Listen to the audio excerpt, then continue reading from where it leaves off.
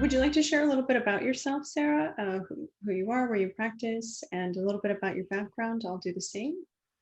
Yeah, sure. So I'm a psychologist, and I'm the director and founder of SHIPS, which is Sexual Health and Intimacy Psychological Services. So we're a psychology practice that focuses specifically on the treatment of sexual health and intimacy.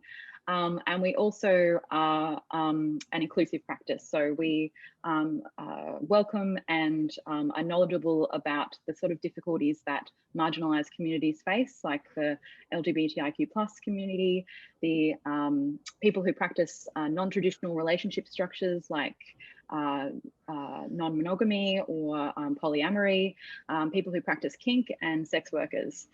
And I have a bit of background in research, and I've worked with sexual offenders, and I've also worked with victim survivors and lots of different kind of complex, multifaceted sexual issues. And this is an area I'm truly fascinated by. I think that it never is, it never gets boring.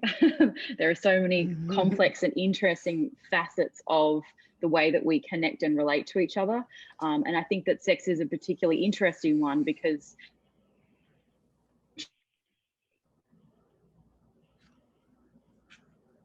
oh no, Sarah, we've lost your audio. Oh. Can you say that again? You're particularly passionate because? I'm particularly passionate because I think that there's a lot of, because of the shame and stigma that's attached to sexuality and the discussion of sex, oftentimes we may not understand or be conscious of all the factors that interplay into our sexuality and our motivations for sex and all the dynamics that play out in attraction. So I think that makes it really important to discuss and really important to unravel.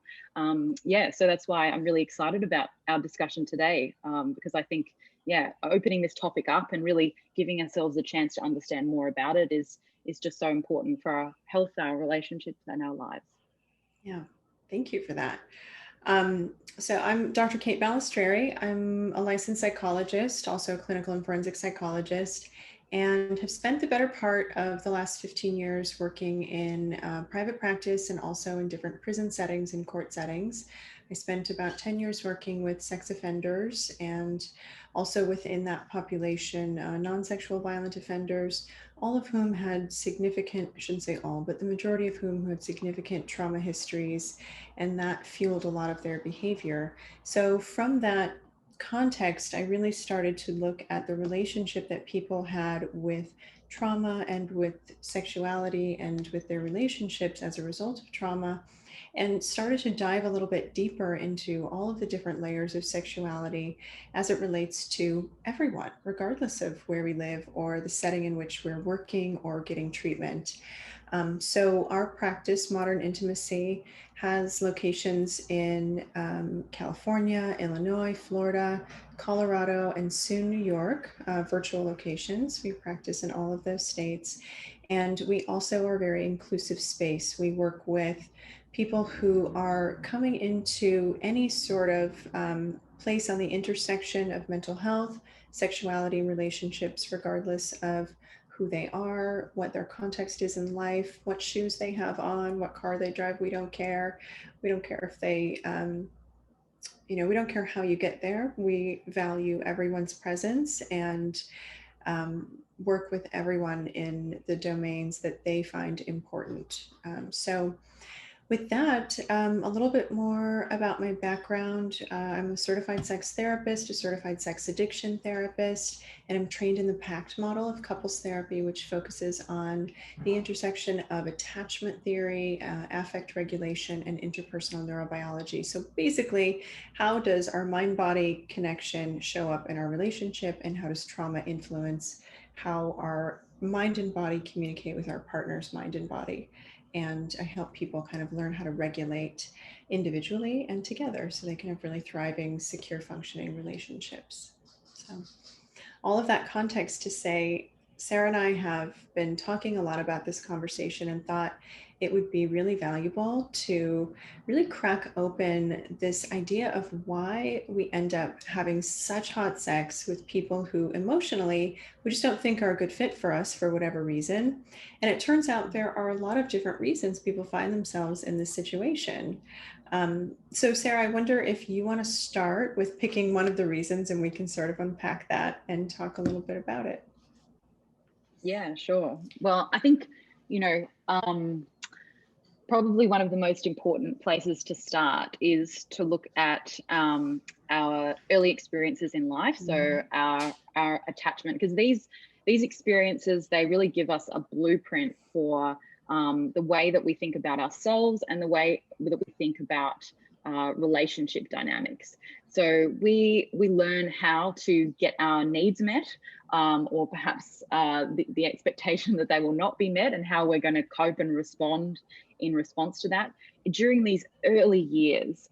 And so if, for example, you didn't have a lot of safety and security and nurturance and love in your primary relationships, in your relationships with your caregivers, then you might have particular ways of adapting to that you weren't even really conscious of. So like, when you're a child, you're really not aware that all these patterns are forming. But this might develop some really core ways that you go about getting your needs met in relationships. So you might move towards someone, you might seek them out, or you might withdraw into yourself. And all these patterns are then part of the way that you relate to people in your adult relationships, particularly your romantic relationships. And so what ends up happening is that even though we might really consciously want a relationship to look a certain way, or we might know that particular ways of relating to other people are really healthy and we want kind of warmth and communication, when it comes to our emotional patterns, or the way that we operate when we're feeling vulnerable, or even in terms of the way that we're attracted and emotionally drawn to people, there can be completely different patterns at play that are connected with our childhood. Absolutely. So to go a little bit deeper into attachment, our attachment styles typically develop somewhere around 18 to 36 months is when they really start crystallizing. And our attachment style is developed basically looking at two different really important variables in our relationships. How anxious are we in terms of other people, and how avoidant are we in terms of other people? So we can have different kinds of attachment styles depending on whether or not we are more anxious or more avoidant, and what that looks like. So you could imagine that if we have a parent who is more unpredictable, we might develop a more anxious attachment style because we never know what's coming at us. So that can include really tender moments and really loving moments and attuned moments from a parent. But if a parent also had really kind of unpredictable mood swings, or maybe they had a mental health issue that wasn't treated appropriately, or a substance use disorder issue, or if there was any kind of domestic violence in the home, or poverty, or anything that got in the way of them being pretty consistent, then they might have been experienced by us as being really hard to know what to expect. So that might create a lot of fear in a relationship. And even though we might grow up and consciously say, I never want to find a partner like that, unconsciously our nervous system knows and has encoded that to be what love looks like. Right. So unconsciously, we seek it out in partners. And so we might say to ourselves, and even sometimes to our friends, well, this person is just so not the right fit for me, but I can't quite quit them. I'm not ready to give up. I need to figure out a little bit more. They feel like somebody I'm supposed to know. Yeah. We are drawn to the familiar, at the end of the day. And I think that that's something that, it can be really difficult to reconcile, because I think that, a lot of the time we kind of might have one part of us, a conscious part of us that knows that someone is not great for us. And even maybe our friends and family are saying, what are you doing? This is not great, but there's some deep core emotional pull, because this is part of what is emotionally familiar to us based on these early experiences that we have. And oftentimes, if we haven't had our needs met through those early experiences, it's almost like we're seeking them out in order to sort of have an emotionally reconciling experience. So we kind of, we want to heal, right? We want to kind of have that emotionally unavailable person finally be won over by our beauty and our amazingness, you know, like maybe if I love them enough, or I'm desirable enough, or I'm, you know, I give enough, maybe then they will see that, you know, I'm worth their time, right? We develop, you know, subconsciously all these kind of these traps, you know, all these expectations about how we're going to heal from some of these core wounds. Yeah, and it's all happening unconsciously in a series of mental gymnastics that we are really not aware of more often than not. Because so often these attachment styles actually develop before we have language that develops. So part of what can feel so tricky as adults is that we don't understand what's happening, and we don't understand because these are somatic memories of feeling safe or unsafe with certain kinds of caregivers that are playing out in our adult lives. And sometimes the people that we feel least safe with engender the most systemic arousal in our bodies. And sometimes that can look like sexual arousal. Sometimes it can look like anxious arousal. Sometimes it can look like both in our adult relationships. But again, we don't have words for it because our sense of safety or lack of safety with early caregivers really got cemented before we could even say what that was and had the cognitive sophistication to label it or to express it to other people. So it sometimes can feel a little maddening when we're stuck in a pattern, either ending up with the same kinds of partner over and over and over again, or staying in the same relationship where something doesn't feel right, but at the same time it feels completely right and familiar, and like there's something that feels almost like home. Yeah, absolutely. I think there can be so many different types of coinciding chemical enhancers that go along when we're talking about trauma bonding, and maybe we can kind of delve into that a little bit more. But also when we're talking about, you know, sort of risky or taboo situations, you know, when we know that we shouldn't be doing something, you know, when it feels intense and exciting, or we perhaps know that that person is not so great for us, our mind also releases adrenaline. And so when you add with the hormones that are already released with sex, oxytocin and dopamine, when you add adrenaline to that cocktail, that's pretty intense. Like it just intensifies it, and it creates this like really powerful neurological bond in our brains. So we reinforce, oh, this behavior, this person is going to give me this intense reward, and it gets associated with our map of attraction of what we associate with arousal in our mind. And again, if you've never really perhaps experienced safety and nurturance and love within relationship dynamics, particularly romantic dynamics, then you might not actually know the difference between what that feels like and then what this intense excitement feels like.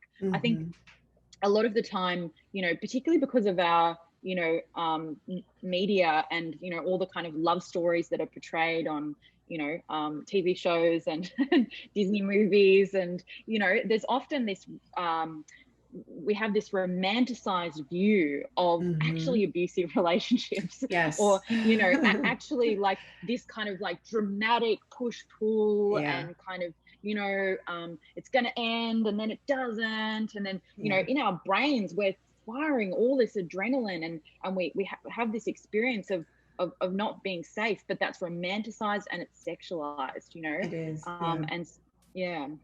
Well, right, like you said, fear brings adrenaline into the equation. So Mm, if we're mm, afraid that the relationship won't end, or if we're afraid that somebody, or excuse me, if we're afraid that it will end, or if we're afraid that somebody might mistreat us, or if we're afraid that we're making the wrong decision to go out with somebody, all of that fear can add excitation to our nervous system. And it's sometimes really difficult to parse out what is sexual arousal and what is nervous system arousal. And the other thing that I want to add, speaking of neurochemicals, is that sometimes when we get in those really intensely volatile dynamics with people where it is super, super scary or super, super intense, and then you have that hot makeup sex, or the sexual tension breaks because you're finally crossing the boundary and you're together again after a separated time or something of that nature, what can actually happen is a lot of cortisol builds in that anticipation part of the cycle. You don't know what's going to happen. You don't know how it's going to end. It can be stressful. And there's a lot of cortisol that gets kicked up, kicked up, kicked up. And then with touch, with sex, with orgasm comes a flood of oxytocin that actually obliterates cortisol in the body, which is why having an orgasm to relax is so, potent for many people. But when we bring that chemical dynamic into a relationship, it can explain a lot about why we might feel safe and connected to a partner who doesn't treat us right, otherwise, because there's that mix of, wow, it feels so uncomfortable, but then it feels so gooey and safe and wonderful. And then, it feels uncomfortable and scary. And that's exciting in our nervous system again. And then washes over with oxytocin. And, we just keep getting this experience of being soothed. mm. And if we Yeah. think, yeah, go ahead, sir. I was just going to say that's this kind of like intermittent reward Yeah. pattern, right? And that's part of trauma bonding, is that as long as we get that reward, and sometimes that feels so much more significant. Like if Mhm. we've gone through this long period of time where we haven't had that experience, it is intensified, Mhm. and we even kind of perceive it as being more special, more Mhm. more valuable. And so then that's the pattern that you end up seeing in, trauma bonded relationships is, Right. perhaps long periods of time of like abusive behavior followed by, ooh, just something that feels so intensely good, Mhm. that intensely good makes the sex intensely good, Yeah. It does. It does. And I think about when, even if you're not in an abusive relationship, let's say you've been alone for a while, and you Mm, meet someone and you see all the red flags, you see the yellow flags, the orange mhm, flags, the red flags, the on fire flags, you see them all, mhm, but you still move forward because when we have that state of sexual contact, and again, that rush of oxytocin, it can create the illusion that all of our relational needs are being met even for that moment. So the fantasy is really alive and well, and it doesn't have to be a trauma bond to necessarily meet some of those really basic human dependency needs that we all have and that are mm. normal, in a way that feels really, really charged, really potent, and sometimes hard to walk away from.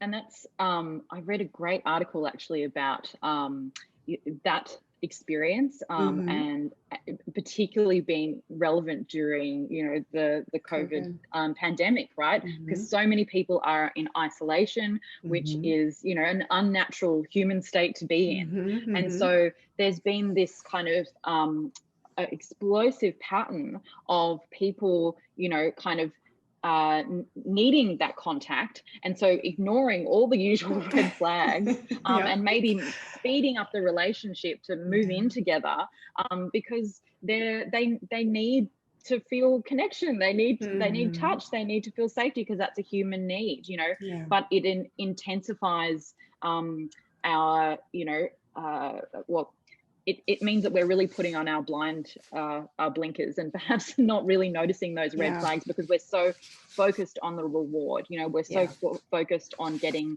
that connection and trust, and touch, and all the things that are part of our human needs.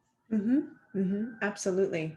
I wonder if it might be useful to kind of talk about some of the sexual motivations for people who have a more anxious attachment style versus a more avoidant attachment style. Yeah, that'd be great. Yeah. Yeah. Okay. So when we think about a preoccupied attachment style, I like to think about this in terms of that axis of anxiety and avoidance. This is somebody who has high anxiety, low avoidance, meaning they're less discerning about who they let into their world, and they're more invested in tracking their partner. Not necessarily tracking in a stalking way, although it certainly can exacerbate to that. But when I say tracking, I mean they're more likely to be very cognizant of their partner's nonverbal behavior and subtle shifts in their mood, and that tracking allows them to feel a sense of safety or helps them perceive a threat to the connection a lot sooner, because unconsciously in somebody's mind, if they have a preoccupied attachment style, their thought process sounds something like, if my partner's okay, then we're okay, and if we're okay, whew, I'm okay. Mm. So they Mm. regulate their more charged emotions based on their perception of the quality of the interaction they have with a partner. It's called dyadic regulation. So often people with a preoccupied attachment style may use sex, sometimes consciously, sometimes unconsciously, to sort of take the temperature of the connection in their relationship. Does my partner find me attractive? Does my partner want me? Does my partner love me? Is my partner committed to me? Might be some of the unconscious motives. Am I worthy? Am I valid? Am I valued? And they use sex as a litmus test to get answers to those questions, which again can add some adrenaline and some neurochemical investment to the sexual process that may not have been there otherwise.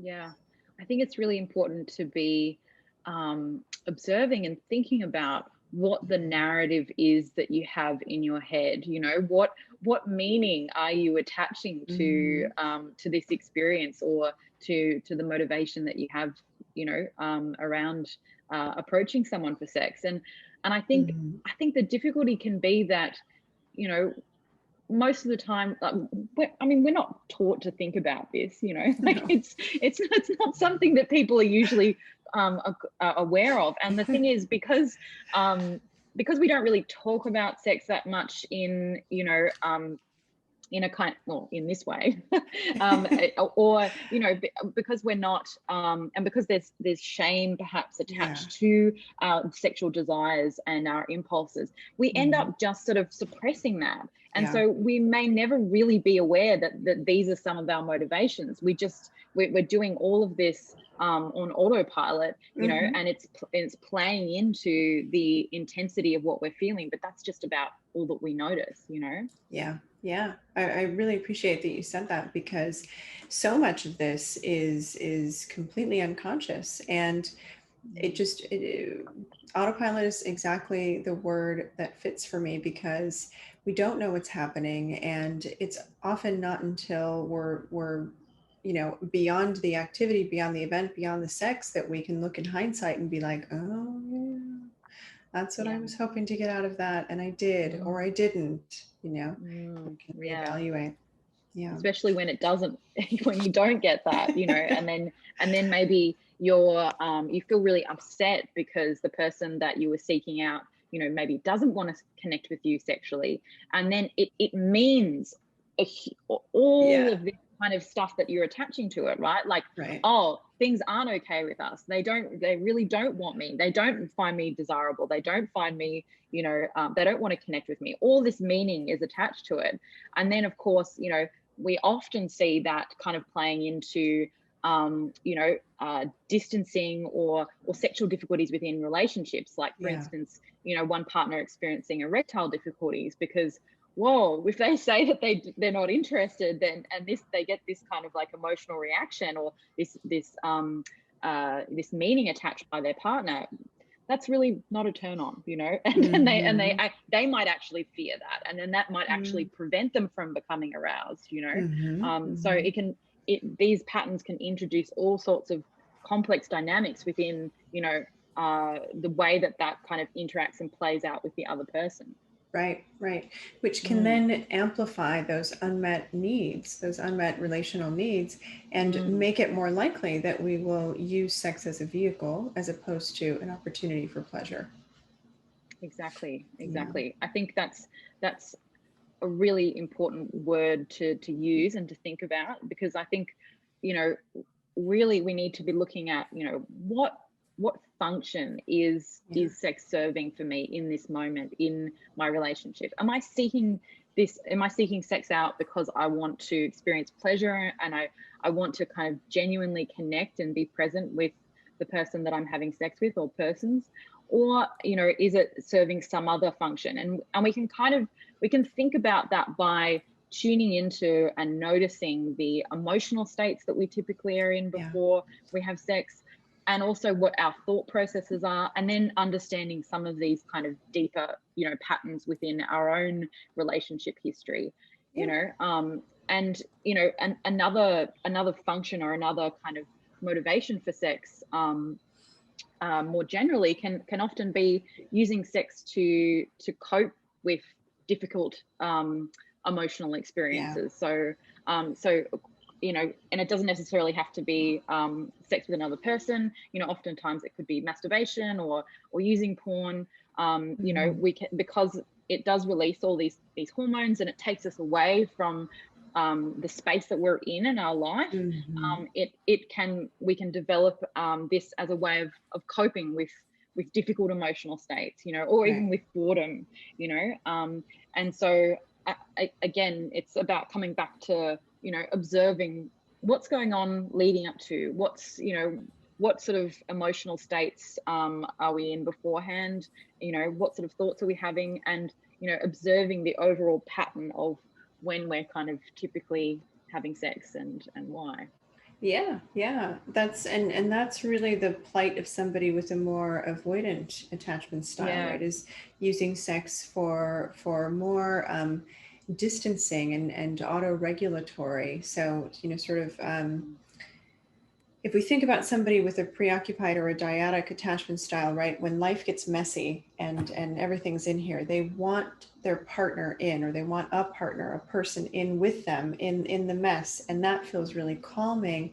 And it also feels energy preserving to have somebody else help you sort through the dynamic, whatever the messy situation is in life. Somebody who has a more avoidant disposition looks at all of that and says, oof, okay, all right, everybody stay out. I'm going to take care of this and I'll rejoin the party when I've got this handled. It takes more energy for them to let people in than it does for them to just handle what's in front of them on their own. So they might still use sex with a partner as a means of auto-regulating. And here's where things get really messy then between two people with different unmet relational needs. You have one person who's looking for emotional connection with sex, and you have one person who's looking for emotional detachment with sex. And when that's happening unconsciously for one or both partners, it can really lead to some huge miscommunications, hurt feelings, and again, amplified unmet needs. And that experience of one person wanting and seeking and the other person feeling overwhelmed and sort of pushing away, and such that toxic tango starts, and the dance is really unconsciously enigmatic and magnetic for both partners because they're getting some emotional needs met. Sometimes the sex is really hot and fiery, and all the while the neurochemicals are up and down.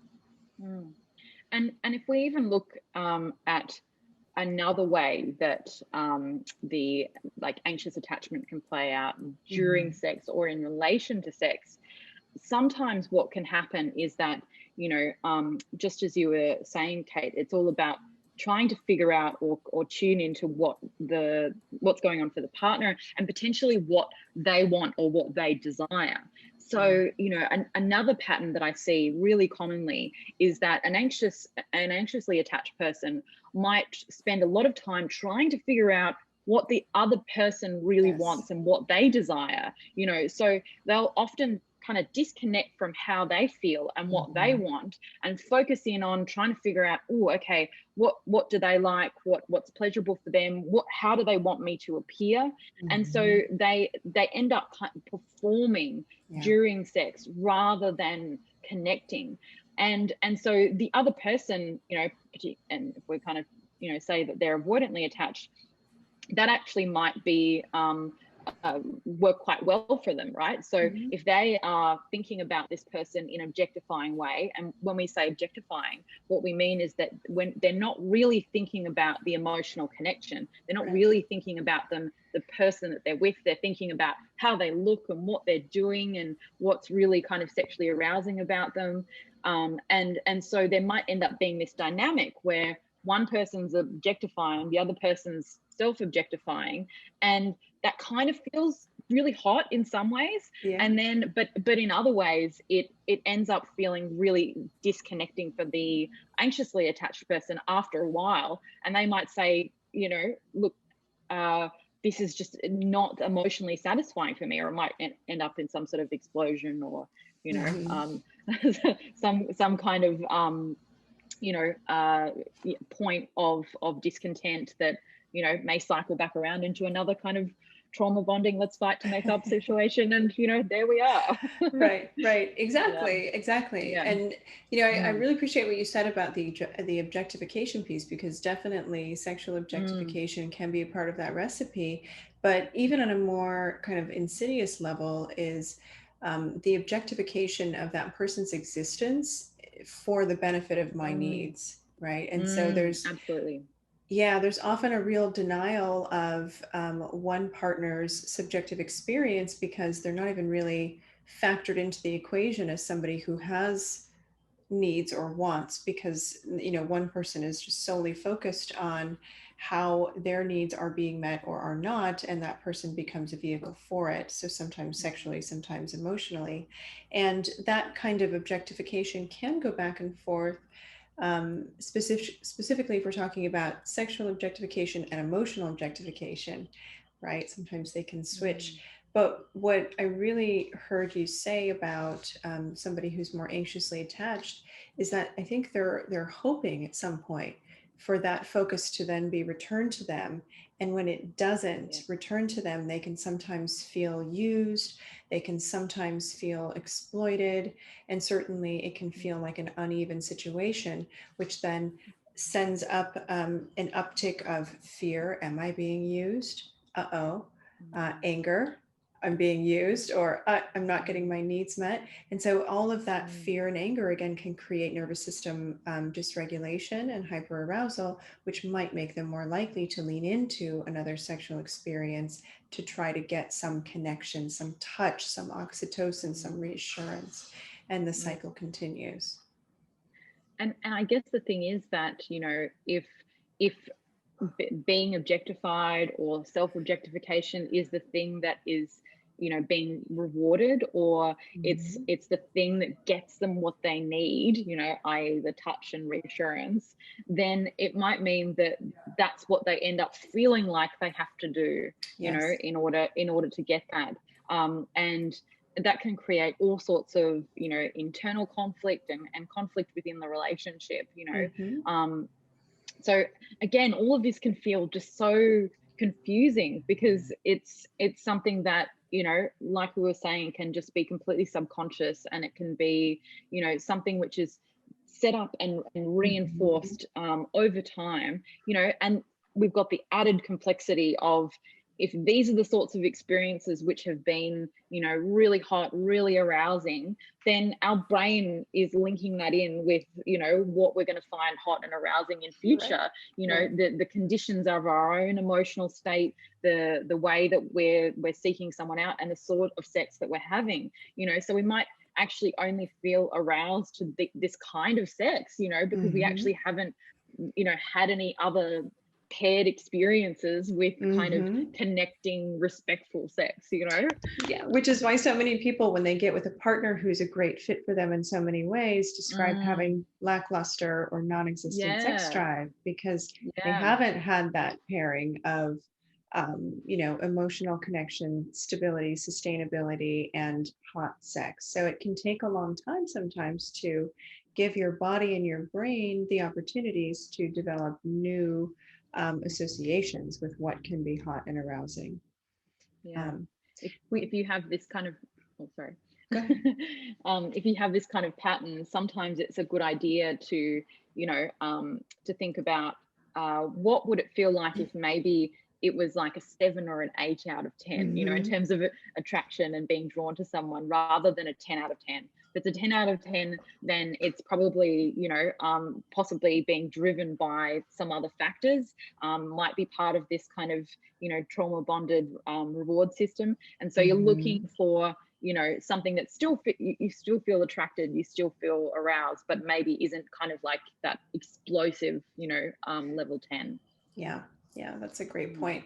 We have a question from Beth. Does the avoidance always attract to the anxious type? So for these kinds of trauma bonded dynamics, typically there is one person who's more avoidant and one person who's more anxious in their attachment organization. When you get two anxious people together, sometimes that can go really well for a little while, and sometimes it can just be really explosive, or really feel like completely smothering. So those relationships tend to peter out pretty quickly. Um, and then when you put two people with an avoidant attachment style together, sometimes they'll make the commitment to be together because it works and it's not very volatile, and they really appreciate the experience of auto-regulating sort of in parallel with each other. But it can also be really boring and feel really dull in that relationship. So that sometimes can compel people apart. So what tends to have the most frustration, but also the most longevity, and at least in terms of what I observe, is that dynamic between an avoidant and an anxious attachment style, because in a lot of ways they are symbiotic and they're two sides of the same coin. They're just going about getting those relational needs met in a very different way, and they kind of balance a little bit. What are your thoughts, Sarah? Yeah, I think also it's probably likely that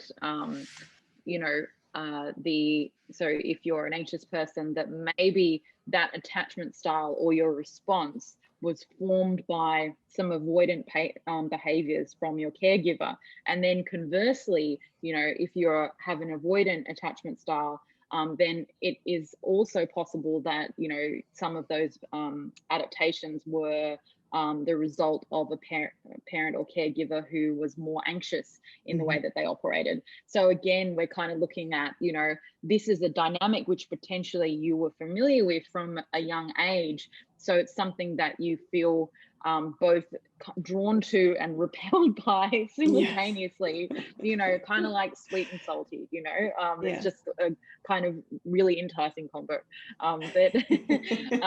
Yeah, so I think we can there are many levels on which this combination can have longevity, can really have a lot of intensity in terms of its patterns and the way that it plays out, and also that it can really produce a lot of heightened arousal, and really kind of exciting sexual dynamics, or perceived as exciting, so I think that in terms of what you can actually be attracted to, though, like you can be attracted to anyone with different types of attachment styles. And ideally it'd be great to be attracted to somebody who is securely attached, those unicorns that wander around everywhere.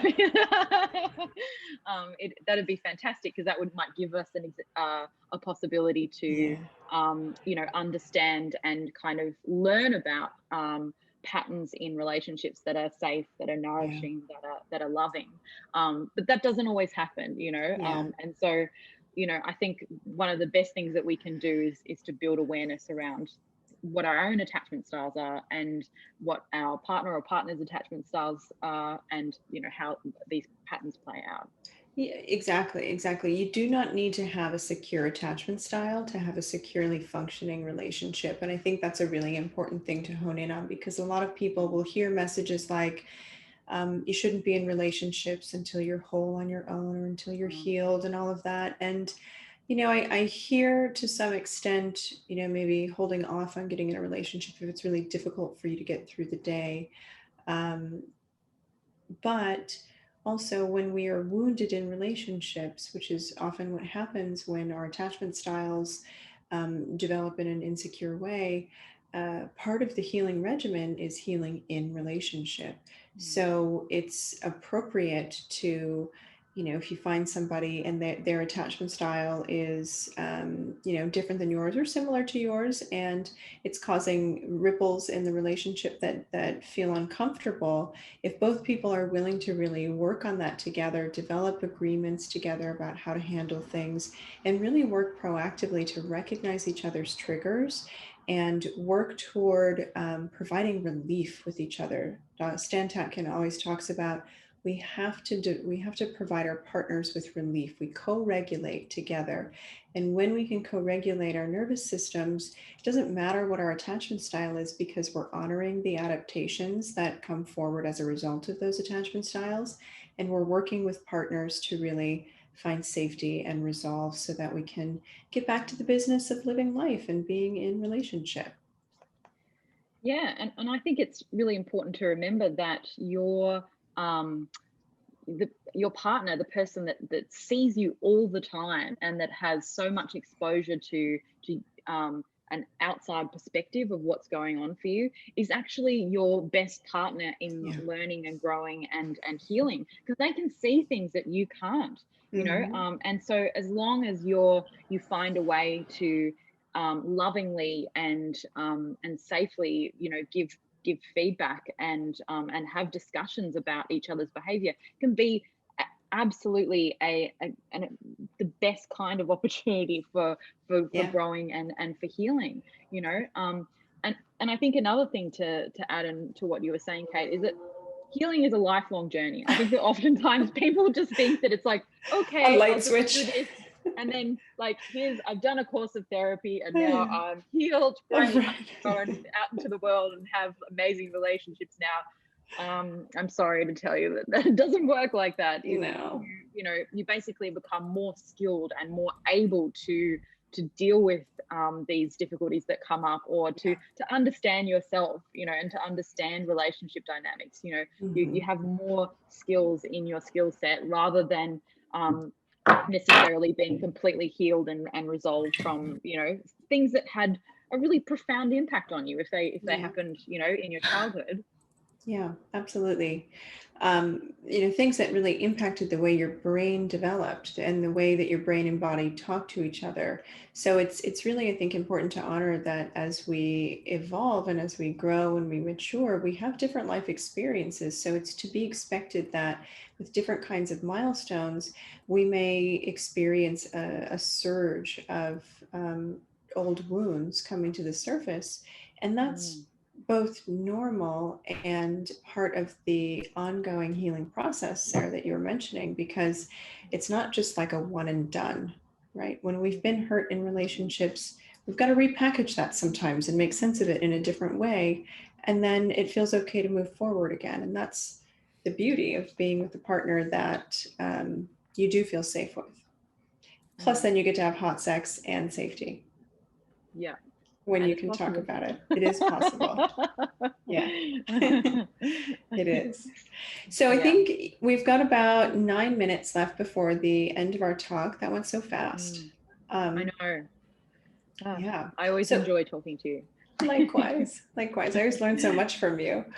I wonder if there are other questions that people have. If so, put your hand up or throw the question in the chat and Sarah and I can answer them. Yeah. Feel free to just put your speaker on and I'll... Yeah. Yeah, it's informal. Yeah.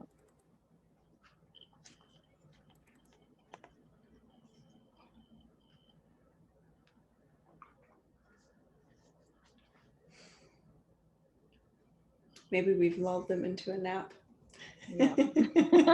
No, we've just answered all of their questions. We've explained everything about this topic, and now everyone is just, they feel, you know, totally aware. Okay, mission accomplished. Yeah. Uh, Great. I think something that I'd really like to say is just that, you know, I think sometimes there can be some shame that's attached Yeah. to, you know, these sorts of patterns, or, you know, when you do have sex with someone who you know is bad for you. I think that a lot of the time people just, you know, can feel a lot of guilt come up around that. And I think the message that I Yeah. really want to kind of, you know, shout really loud and clearly is like, this is it. This is normal. This is understandable, you know, Yes. and that we really need to hold compassion for the parts of us which have been wounded, you know, and Yeah. that continue to play out in our lives. You know, this is part of being human, you know, Yeah. and and we deserve love and compassion, you know, for those experiences.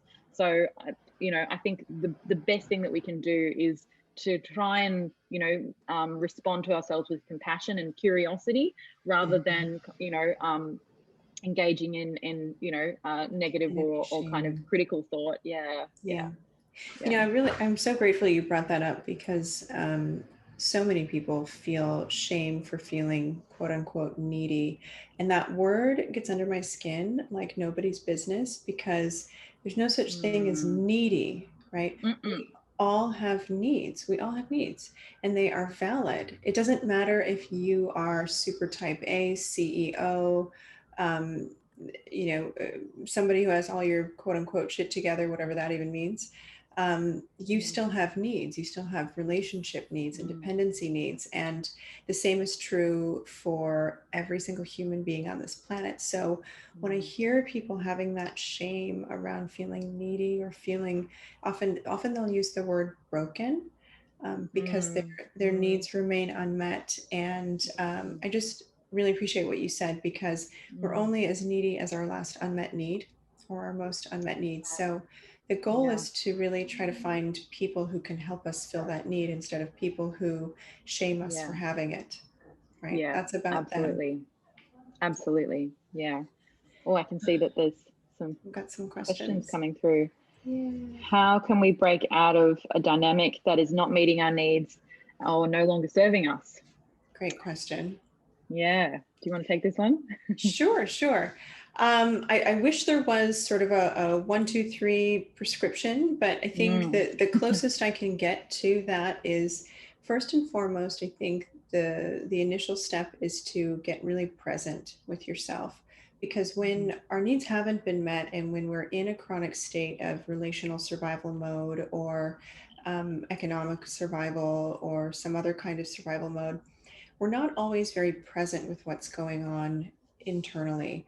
So, as often as you can, I would encourage you to practice being embodied and listening to what's happening in your body. Listen to what's happening with your breath, with your heart, in your gut, and use the information that's there to guide you as to whether or not you feel safe, whether or not you feel content, or whether or not you have a limit that has been reached or a boundary that needs to be set.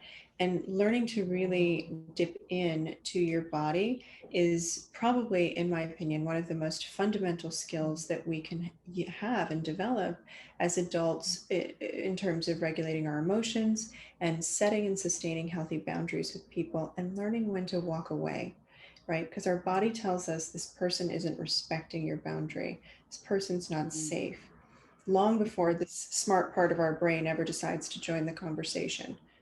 Yeah.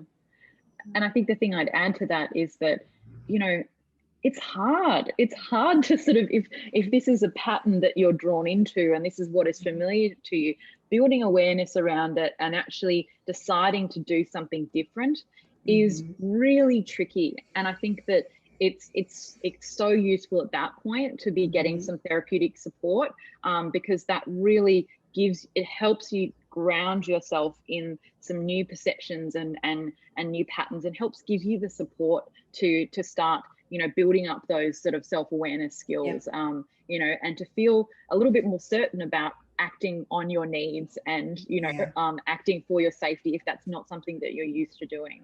Absolutely, absolutely. Another thing that can be really helpful is to sort of look at the previous relationships or sexual experiences that you've had and maybe do a post-mortem analysis of the behavior of the partners there. How did they respond to your text messages and phone calls? How did they speak to you? Were they dismissive, or were they encouraging and validating? What were some of the things that they said and did that really, in hindsight, you can look at and be like, ooh, yeah, that was an indication that this person was not a good fit for me? And build up that list of warning signs so that as you meet new people, you're rereading it and sort of looking through, okay, yep, I remember that swagger that I thought was really, really hot when so and so did it initially. Now I know, oh, that means that they're likely not going to call me tomorrow, or they might be lying to me in some way, shape, or form. So start kind of looking at history and creating a blueprint for what you will and will not be okay with based on what's worked or hasn't worked for you in the past. Yeah, that's so important. And I think that ties into, I can see another question here about, are attachment styles something we can identify on our own, or is it something that you need a therapist to help you understand? And I think you can definitely, identify them on your own, but Mm-hmm. it really helps to have somebody who's not in your head. We can't see and notice Yeah. everything about ourselves. It's impossible, Yeah. and so it can be extremely useful to have somebody who's kind of trained to notice these patterns and to help you Mm-hmm. understand them along that journey. So I Yeah. think it's possible, but maybe it's nicer and and a more supported process to have a therapist. Definitely, definitely. And a Mm. therapist can help you kind of figure out if you have different attachment patterns that maybe show up with people who exhibit certain characteristics versus people with other characteristics, because sometimes we have a default, very crystallized attachment style, but sometimes it's pretty trait dependent, right? Based on how the other person is showing up in our world. So that can be a little confusing. Yeah, absolutely. Yeah. Let's see. I wonder, a chat like this, but versed as, "Are you having sex with someone you're bad to?" Oh, that's a nice. I think what I'm hearing you say, Liz, is sort of like putting some accountability on the hands of people who maybe know that they're not showing up in an aligned way. Mm. Yeah, that's an interesting spin for sure. And Beth asks, would it be typical for an avoidant type to label the anxious type as needy? Yes, because Mm. somebody who is more avoidant generally feels very overwhelmed. Remember, when things get scary and overwhelming and messy, they keep people out. So when somebody who is more preoccupied or anxious, they want people to come in. So what ends up happening, to use Stan Tatkin's language, the person who's more anxious and avoidant, their needs kind of come up like a wave. And the person who is more avoidant is like an island, right? They want to kind of Mm. be on their own, but the wave Mm. keeps washing up against Mm. them and wanting more connection, more help, more assistance, more regulation. And that can feel really overwhelming to an island. It doesn't make it bad or wrong. It's just the two different attachment styles, their needs show up in ways that can feel really antagonizing for both. Mm. Because the more an island isolates, the more abandoned a wave feels and the Mm. bigger their need gets, right? And I think, what's really important to remember for both attachment styles is that the need is valid. It's Yes. just really important to think about how you're showing up with that need, and what behavior you have attached to that, because Yes. that's the thing that is most important within these dynamics, and it's also just most important for you functioning in life, is it not to, and oftentimes what happens is that, if the wave, if the anxious person is continually, seeking out and wanting this need to be met, and it's not being met by the island, then they'll assume, or they'll internalize, well, this need isn't valid, I Right. don't deserve to have this need met. This is not possible within this relationship. And really, it's about bringing our focus back onto, and our awareness back onto our own behavior, and thinking, Mm-hmm. well, okay, how am I showing up in this situation? How is my behavior contributing to this avoidant response from the other Mm-hmm. person? Mm-hmm. Is there a different way that I could communicate this or, you know, bring this up in a different context so that we can be on the same page, we can be a team together to get our needs met. Yeah, somebody with a preoccupied attachment style really benefits from practicing containment, and somebody with an avoidant style benefits from practicing activation. So if we look at sort of that wave as being really intense and the island as being kind of shut down, we need the island to kind of come up and show up a little bit, and we need the wave to kind of contain. And so then when you have nervous systems that are more on par with each other, you can really connect. And that's where the magic sauce is. Yeah. Okay. Magic sauce. That is as good as it gets on a Friday night.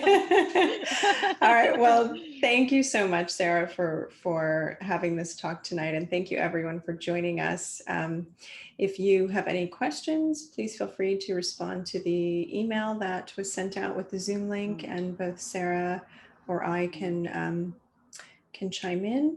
Sarah, do you want to let people know where they can reach you if they have additional questions, your website? Yeah, you can reach us on our Instagram, which is Ship Psychology, or you can send us a message through our website, shipsychology.com.au. Yeah, thank you so much, Kate. This has been a fantastic chat. I always enjoy it. And yeah, I just really, you know, want to say to everyone out there, you know, your needs are valid, you know, and they're important. Yes. And just to give yourself some compassion and, you know, and patience on your journey. Yes. And do not tolerate dismissiveness or invalidation, because your needs are valid. Yeah. And please feel free to check out my website as well, modernintimacy.com. We've got lots of articles there about attachment styles and lots of other great, you know, little kernels of information, and you can certainly reach out and send questions there too. And yeah, thanks again, everyone. Lovely. Thanks, Kate. Thanks, everyone. Bye. Thank you for listening to this episode of Modern Intimacy. Follow our show on your favorite podcast app by going to modernintimacy.com/podcast. And while you're there, don't forget to enter in a question or a topic idea for future episodes. That's modernintimacy.com/podcast. This show is for educational and entertainment purposes only and is not a substitute for therapy or psychiatric care. Listening to this show or submitting questions or topic ideas does not constitute a therapeutic or professional relationship with Dr. Kate Balestrieri or any providers that work at Modern Intimacy. If you're having a medical or psychiatric emergency, please call 911 or go to your nearest emergency room. All opinions expressed by guests on this show are those of the guests only and are not necessarily indicative of those opinions held by Dr. Kate Balestrieri or staff at Modern Intimacy. Thank you for listening to today's show. For more episode information and helpful tips, visit modernintimacy.com or follow us on Instagram at @themodernintimacy, or follow Dr. Kate on Instagram and TikTok at Dr. Kate Balestrieri. See you next week.